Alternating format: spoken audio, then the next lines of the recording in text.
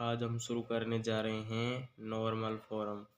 इसका एक एग्जांपल है फाइंड नॉर्मल फॉर्म। ये हमको एग्जांपल दे रखा है a बराबर 0 1 3 1 1 0 1 1 -3 1 0 -2 1 वो -1 1 2 एंड 0।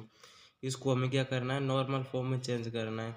नॉर्मल फॉर्म हमारी क्या होती है, नॉर्मल फॉर्म हमारी होती है डायगोनल पे 1 1 हो सकता है और सारी जगह पर 0 आएगा। यही हमारी नॉर्मल फॉर्म होती है। यानी कि डायगोनल, जो ये डायगोनल होता है इस पे हमारा 1 बनाना चाहिए और सभी जगह 0 आएगा। ये हमारी नॉर्मल फॉर्म होती है। तो नॉर्मल फॉर्म के लिए सबसे पहले हम ये वाला साइन लगाते हैं। इसका मतलब होता है कि इसमें हमने कुछ चेंज किया, यानी कि ये इसके जैसी है, बस इसमें कुछ या तो कॉलम से या फिर रो के ट्रांसफॉर्म से इसमें चेंज करके हम नॉर्मल फॉर्म में लाते हैं। तो सबसे पहले क्या लिखेंगे, अप्लाई। अप्लाई क्या करना है हमको, R1 और ये वाले लगाते हैं, यानी कि इसको R1 को R2 में चेंज करना है, R2 रो को R1 रो में चेंज करना है। यानी कि हम सबसे फर्स्ट में क्या करते हैं, जो ये हमारा ये फर्स्ट रो है इसमें ये फर्स्ट एलिमेंट है, इसको हमको 1 बनाना होता है और सबको हम 0 या फिर कुछ भी बना सकते हैं, इससे थोड़ा इजी हो जाएगा। तो हमने इसलिए इसको चेंज कर दिया, यानी कि ये वाली पूरी रो ऊपर आ जाएगी और ये वाली पूरी रो नीचे आ जाएगी। तो इसको हमने एज इट इज यहाँ पे लिख दिया। ये वाली रो तो ऊपर लिख दी, ये वाली रो नीचे लिख दी। इसके बाद अब हम क्या करेंगे, ये देखो ये ऊपर लिख दिया, ये नीचे लिख दिया। अब हम क्या करेंगे, ये तो इसमें तो फर्स्ट एलिमेंट 0 दे रखा है, तो इसको 0 करना है और इसको 0 करना है। तो इसको 0 कैसे करेंगे, इस वाली रो को और इस वाली रो को, इसमें हम क्या करेंगे, इन दोनों को ऐड कर देंगे। R1 रो को वो R4 में चेंज करना है हमको, R4 प्लस R1। ये देखो R4 में चेंज करेंगे हम। इसके बाद ये वाला स्टेप आएगा, यानी कि R4 में हमको चेंज करना है। तो जिसको चेंज करना है उसको पहले लिखेंगे, फिर एरो लगाएंगे।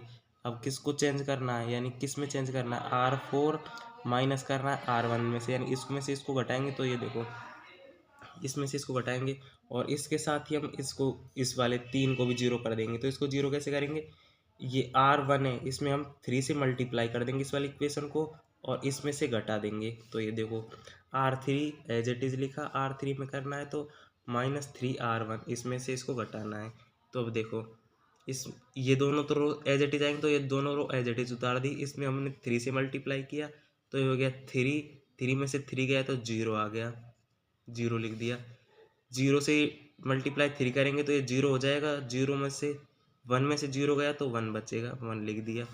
इसमें हम 3 मल्टीप्लाई करेंगे तो ये 3 हो जाएगा, 0 में से -3 जाएगा तो -3 बचेगा। ये 2 है और ये 3 से मल्टीप्लाई किया तो ये हो जाएगा 3, ये माइनस का 3 होगा, ये देखो -3 1 है और 2 में से -3 गए तो -1 बचेगा। एज इट इज हम इसमें ये घटा देंगे, ये घटाए तो ये वाला 0 आ गया, इसमें से घटाएंगे तो ये तो 1 का 1 आ जाएगा, ये -2 और ये घटाएंगे तो ये -3 हो जाएगा और ये 0 में से 1 घटाएंगे तो ये -1 हो जाएंगे। अब ये देखो ये हमारे तीनों एक जैसे हो गए नीचे वाले। तो हम क्या करेंगे, इन दोनों को तो हमने एज इट इज लिख दिया, इसमें तो हमने कोई चेंज नहीं किया, ये वाला साइन लगा के एज इट इज लिख दिया। अब हम अप्लाई करेंगे R4 में और R3 में और R4 में। तो R3 में क्या चेंज करेंगे, इन दोनों को हम इसमें से घटा देंगे। तो घटाएंगे तो ये देखो ये नीचे वाली दोनों रो 0 हो जाएंगी हमारी।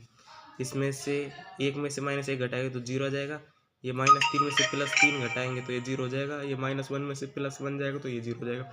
एज इट इज नीचे वाला 0 हो जाएगा। अब ये दोनों तो 0 हो गए हमारे। अब हमको ये देखो ये डायगोनल भी बन गया इन दो पे। अब ये हमको ये वाले स्टेप हटाने हैं, ये वाले एलिमेंटों को भी हमको 0 करना है, या तो रो से या फिर कॉलम से। तो हम इनको 0 कैसे करेंगे, ये देखो अब हम अप्लाई करेंगे। इसके बाद ये वाला स्टेप अप्लाई क्या करेंगे, C4 यानी कि C1 C2 C3 और ये C4, ये C4 है हमारा। इस C4 में अप्लाई क्या करेंगे, C4 -C1, इसको इसमें से घटाएंगे तो ये वाला 0 हो जाएगा, क्योंकि इसको इसमें से घटाएंगे तो ये तो 0 हो जाएगा और ये -1 का -1 बचेगा और ये 0 0 बचेगा। और C3 में क्या चेंज करेंगे, इसको भी हम इस वाले को इसमें से घटाएंगे तो ऊपर वाला तो 0 हो जाएगा और ये -3 एज इट इज बचेगा। ये वाली आ गई। हम इसके बाद क्या अप्लाई करेंगे, ये देखो इसको फिर हम इसमें से घटा जोड़ेंगे इन दोनों को। तो इन दोनों को जोड़ा C2 को और C4 को, और चेंज किसमें कर रहे हैं C4 में, क्योंकि इन दोनों को तो हमको छेड़ना ही नहीं है, क्योंकि तो डायगोनल पे 1 आ गया है इन दोनों का। तो ये लिख दिया हमने एज इट इज इन दोनों को तो, और इसको हमने करके जोड़ के ये 0 हो गया। अब इस वाले को कैसे 0 करेंगे, इसमें हम 3 से मल्टीप्लाई करेंगे इस वाले कॉलम में, और इन दोनों को जोड़ देंगे फिर हम, तो ये वाले 0 हो गया, ये हो गया। अब इसकी ये देखो ये कौन सी फॉर्म बन गई, यानी कि 1 2, यानी कि I2 वाली फॉर्म बन गई ना, ये देखो, यानी कि 2/2 की बन गई ये, इधर इतना जहाँ तक ये डायगोनल पे 0 है 2/2, तो हम इसको लिख सकते हैं I2, ये 0 ये 0 ये 0 ये 0 लिख दी। इसकी जो इसकी जो डिग्री है वो डिग्री हम किससे डिनोट करते हैं, रो से। ए में दे रखी है तो हमने ए लिख दिया। इसकी डिग्री कैसे देते देखते हैं, नॉन जीरो रो, यानी कि ये तो पूरी 0 है, ये वाली पूरी 0 रो है, और नॉन जीरो यानी कि जिसमें एक भी कोई भी एलिमेंट 0 ना हो, तो ये वाला बच गया और ये वाला, तो इसमें 2 रो नॉन जीरो, तो ये हमारी डिग्री हो गई। इसका आंसर ये भी लिख सकते हैं, और आपको ये सही लगे तो ये लिख सकते हैं, दोनों आंसर सही हैं। Thank you.